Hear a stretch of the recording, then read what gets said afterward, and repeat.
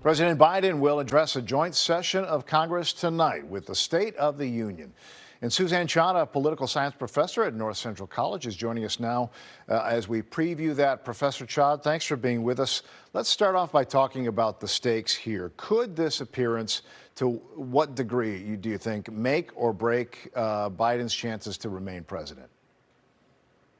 Yeah, usually the State of the Union addresses don't seem to have that much weight, right? The president will lay out a legislative agenda and tell us what they're looking to do in the next year. But in this case, what President Biden really needs to do, especially after the way Super Tuesday went on the other side, is to kick off a general election campaign with a speech that lays out what will he do in the next 4 years if he's reelected, and what the stakes are for the country if he is not reelected. And so this is a speech that he has to be vigilant about talking about those stakes. He has to have energy to sort of fight against the narrative that he is not fit to lead because of his age. And so people are going to be paying attention to what he says and how he says it. He's got to seem sharp, right? And it's hard, as you said, not to recognize the politics of this address. Inflation, that is slowly coming down. Employment is in a healthy range.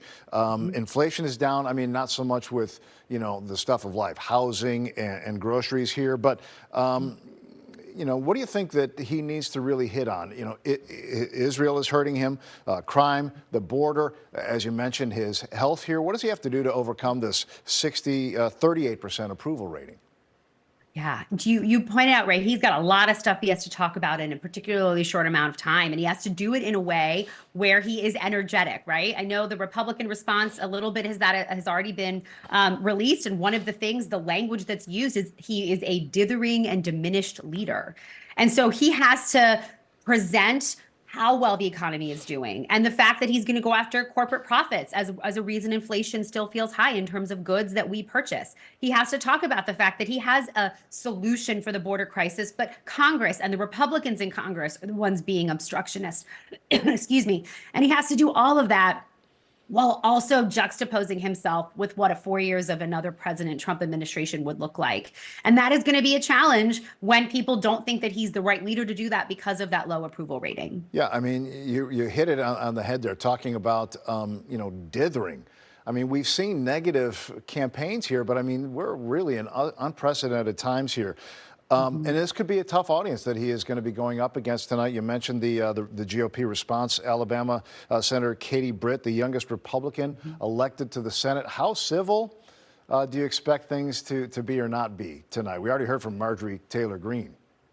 Yeah, well, I would not expect this to be particularly civil, especially because we've seen a little bit of what President Biden's going to say in the speech, talking specifically about the overturning of Roe versus Wade and him promising that that would be reinstated as law of the land, talking about the power of women in America, and talking about things particularly pointed against President Trump.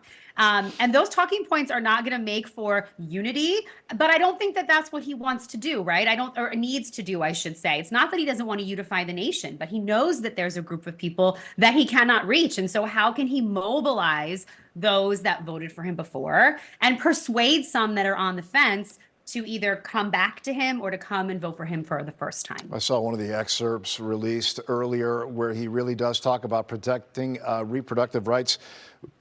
As far as the substance goes, what do you think Americans care most about? What are they going to be listening for? What do they want to hear from him? Yeah, that's such a great question, because sometimes what the politicians say and what we want to hear are not the same thing. But what I expect is that he's going to hit on the things, and you mentioned most of them already, that the polls are telling us people want to hear about. They want to hear about his plan for the economy. He's going to talk about corporate tax hikes, making health insurance more affordable, prescription drugs more affordable. He's going to talk about protecting women's rights to make sure that they have a right over their body autonomy.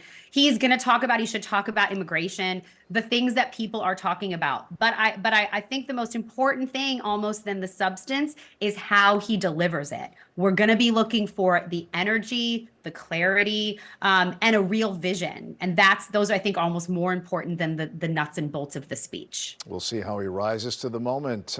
Professor Suzanne Chadha from North Central College. Always appreciate having you with us. Thanks, Ray. Same to you. Have a good night. You too. And you can watch the